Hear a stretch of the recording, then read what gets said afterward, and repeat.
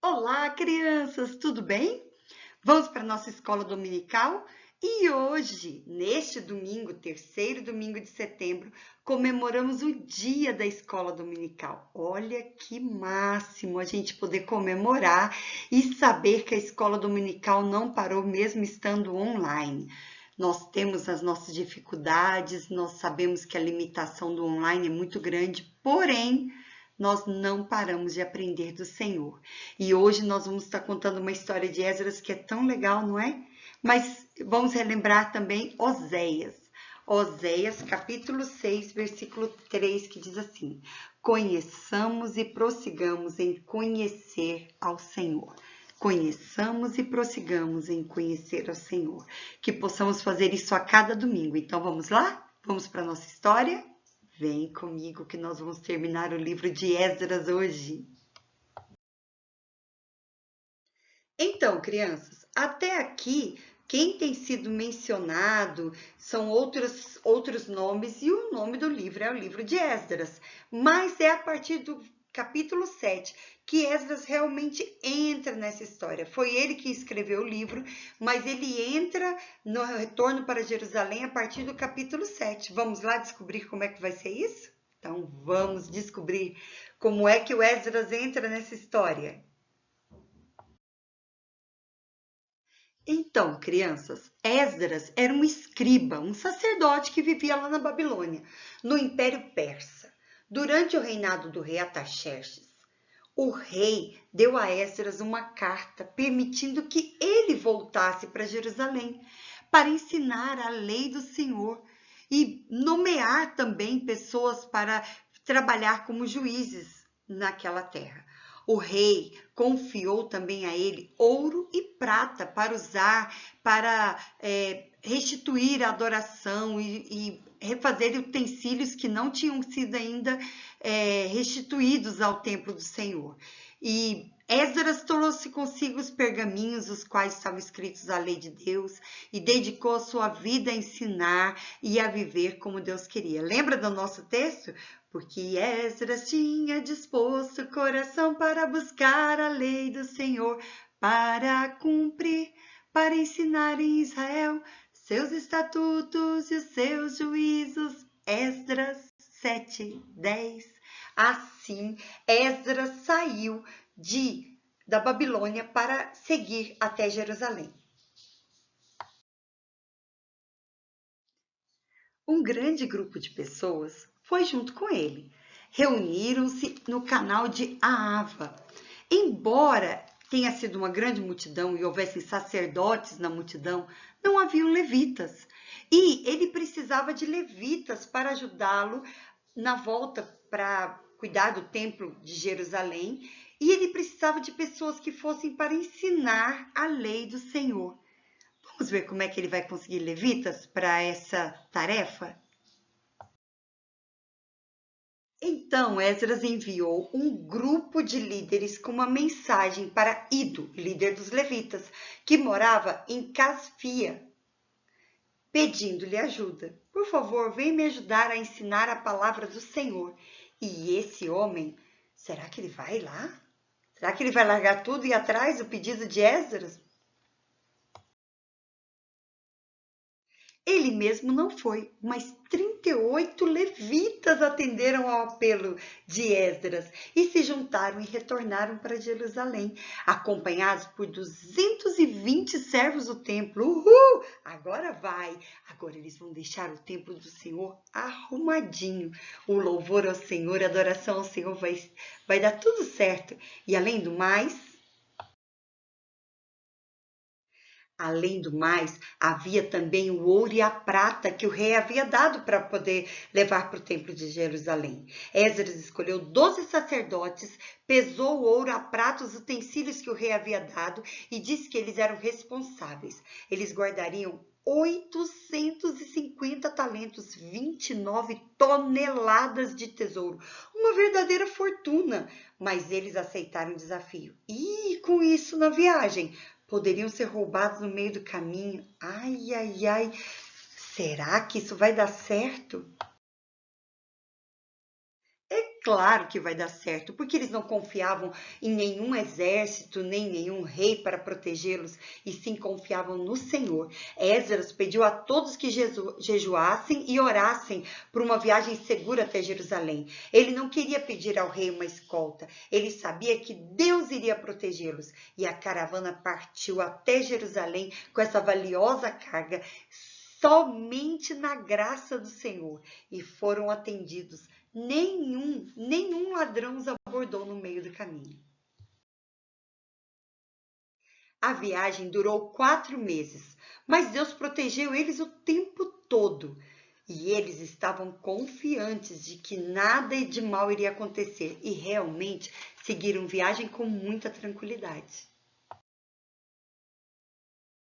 Finalmente chegaram a Jerusalém. Quando eles chegaram a Jerusalém, tomaram a decisão de ficar do lado de fora. Fizeram um acampamento do lado de fora da cidade. Montaram esse acampamento e descansaram por 3 dias. Era um grupo muito numeroso, não dava para chegar chegando. Tinha que avisar, tinha que organizar, saber quem ia morar onde, saber quem eram os parentes. Então as coisas foram um pouco mais lentas, mas finalmente, no 4º dia, eles começaram a se organizar. O ouro, a prata foram novamente pesados e confiados a um sacerdote chamado Meremote, que foi muito meticuloso, muito organizado, cuidando de cada uma das peças para que nada fosse perdido. Todos eles então ofereceram adoração ao Senhor. Agora que essa parte mais de organização estava tudo certa, Esdras finalmente sentou-se para conversar com os líderes, para saber como estavam os judeus, como eles estavam morando na terra, como estavam os sacerdotes e os levitas e as pessoas que estavam ali. Aí ele descobriu uma coisa terrível. Ele descobriu que os levitas e os sacerdotes e outras pessoas que estavam morando em Jerusalém casaram-se com pessoas dos países vizinhos que adoravam a outros deuses e que, de certa forma, isso influenciava a adoração ao Senhor. Esdras não acreditava no que estava ouvindo. O povo do Senhor e principalmente os líderes, os sacerdotes, estavam totalmente contaminados, buscaram se casar com mulheres que não eram do povo de Deus e que traziam adoração a falsos deuses. Ai, que coisa terrível! Sabe o que o Esdras fez quando descobriu isso? Esdras ficou em choque. Depois, ele rasgou a sua roupa como um sinal de indignação, um sinal assim de terror, e ele arrancou os cabelos da barba e arrancou os cabelos da cabeça. Ah, isso deve ter doído. E eles ficaram olhando para ele, e aqueles que amavam e temiam o Senhor ficaram pensando assim, gente, foi algo realmente terrível, mas a reação de Esdras mostra o quanto é pior do que nós imaginávamos. Esdras continuou a mostrar que estava desgostoso com a desobediência até a hora do sacrifício noturno. Ficou ali indignado no chão e as pessoas observando as atitudes dele e vendo o quanto ele estava horrorizado e o quanto ele estava entristecido e o quanto ele estava realmente chocado com tudo aquilo que havia acontecido com o povo de Deus. Então, na hora do sacrifício noturno, ele caiu de joelhos, estendeu os braços para o Senhor e orou. Esdras disse a Deus que ele tinha vergonha do pecado do seu povo. E como resultado da desobediência, eles se tornaram cativos no passado. E que Deus mostrou bondade depois de 70 anos de cativeiro, que eles retornassem à terra. E agora, eles estavam fazendo tudo de novo, se casavam com pessoas que adoravam a ídolos. Faziam coisas detestáveis. E Esdras implorou para que Deus não os destruísse a eles todos. E aí ele tomou mais uma decisão para com o povo. Um pouco antes de Esdras tomar uma decisão, o povo cercou ele, porque ele chorou de tal forma que ele chamou a atenção de uma pessoa que foi buscando outro e foi buscando outro. De repente havia uma multidão ao redor dele. E também se reuniu perto dele um povo que chorou amargamente. Um deles, chamado Secanias, anunciou: fomos infiéis ao nosso Deus, casando com mulheres estrangeiras que não adoram a Deus. Prometemos mandar essas mulheres e seus filhos embora de acordo com a lei do Senhor. Antes que Esdras pudesse pedir que eles fizessem isso, o próprio povo, vendo a atitude de Esdras, se comoveu e tomou a decisão de fazer o que era certo diante do Senhor. Esdras não ficou só na palavra daquele povo. Levantou-se, foi até os principais sacerdotes e levitas e fez com que eles jurassem que fariam o que tinha sido dito. E uma ordem foi dada para todos os homens exilados que haviam retornado para se reunir em Jerusalém. Ou eles faziam isso, ou eles teriam sua propriedade confiscada. A coisa realmente era muito séria e eles tinham que tomar uma decisão. Ou buscavam ao Senhor, ou perdiam tudo. 3 dias depois, os homens de Judá e Benjamim reuniram-se na praça diante do templo. Estava chovendo e eles estavam angustiados. Esdras disse a eles: vocês foram infiéis, se casaram com mulheres estrangeiras. É hora de honrar a Deus, é hora de obedecer ao Senhor. Separem-se das pessoas que adoram a ídolos e das suas esposas estrangeiras. Tomem essa atitude agora.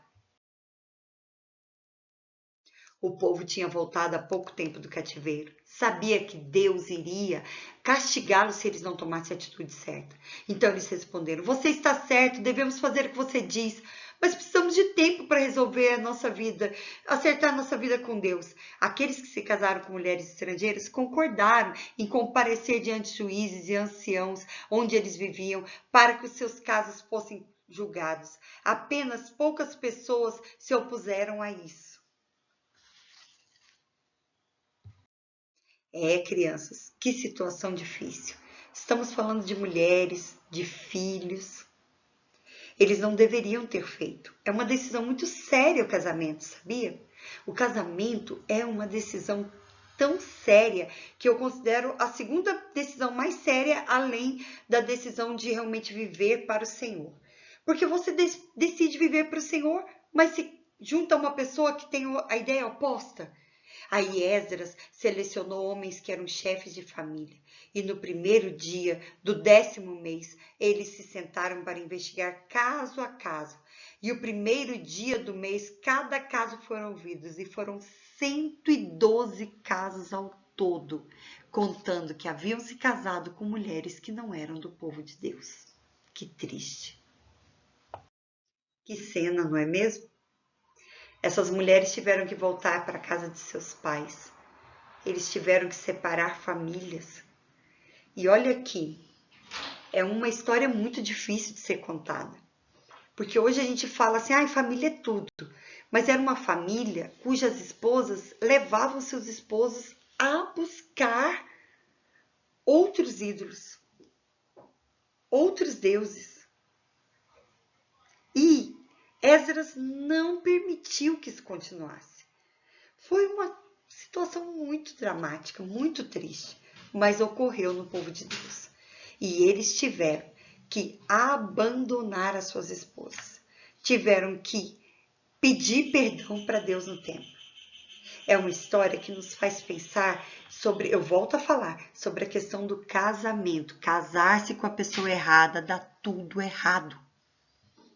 É uma decisão que vocês têm que orar desde pequeninos. Senhor, me mostra a pessoa certa, que ama o Senhor, que te glorifica. Senhor, me ajuda a formar uma família o propósito maior seja louvar ao Senhor. Porque o propósito da família é conhecer ao Senhor. E neste momento, eles tiveram que arcar com essas consequências. Esposas se separaram dos esposos. Filhos foram separados de seus pais. E é uma história muito difícil da gente entender, mas é uma história que se concretizou porque o honrar a Deus acima de tudo foi mantido por Esdras, que não abriu mão e ensinou o povo a fazê-lo também. E eles tiveram que fazer isso naquele dia. Vamos orar pelas famílias? Vamos orar por aquelas famílias que querem honrar o Senhor e por aquelas que estão divididas. Vamos orar para que Deus tenha misericórdia de cada um. Famílias cuja metade, o marido ou a esposa, adora o Senhor e a outra metade, o marido ou a esposa, não adoram o Senhor. Vamos orar por isso, para que o Senhor abençoe, que haja, Senhor, conversão nesse lado que não conhece o Senhor. Vamos fazer essa oração agora. Querido e amado Pai, nós colocamos diante do Senhor esse estudo de hoje. É um estudo muito difícil, mas ocorreu e é o certo. Naquela época foi a resposta de Esdras para com o pecado do povo. E hoje, quando nós vemos pessoas fazendo escolhas ruins, escolhas erradas, pedimos que o Senhor tenha misericórdia desses lares. Que a pessoa que é o cônjuge, a pessoa com que se casou, que não é do Senhor, possa ser convertida por Ti, Senhor. E que o Senhor possa mostrar o caminho para essa família. E que possa, Senhor, haver uma conciliação e um movimento, um mover para ter a comunhão contigo acima de tudo. Abençoe, Senhor, cada lar que está nos ouvindo aqui e cada criança que ainda tem que tomar essa decisão no futuro, de escolher uma pessoa para casamento. Que elas possam ter sabedoria nisso, em nome de Jesus. Amém. Que Deus abençoe a semana de vocês e o próximo slide vai ser com o nosso versículo. Vamos lá? Então, crianças, uma história difícil de hoje, mas Esdras dispôs o coração para buscar a lei do Senhor, para cumprir e para ensinar a Israel seus estatutos e seus juízos. E isso, muitas vezes, entram coisas nas quais a gente tem que abrir mão e tem que tomar decisões que são difíceis e duras. Que Deus nos faça ser como Esdras, com o propósito maior de honrar e glorificar o Senhor. Vamos relembrar o nosso versículo nessa última semana?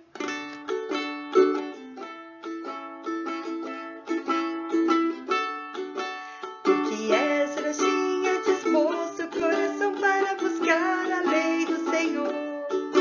Porque Esdras tinha disposto o coração para buscar a lei do Senhor, para cumprir, para ensinar em Israel, para cumprir, para ensinar em Israel seus estatutos e seus juízos.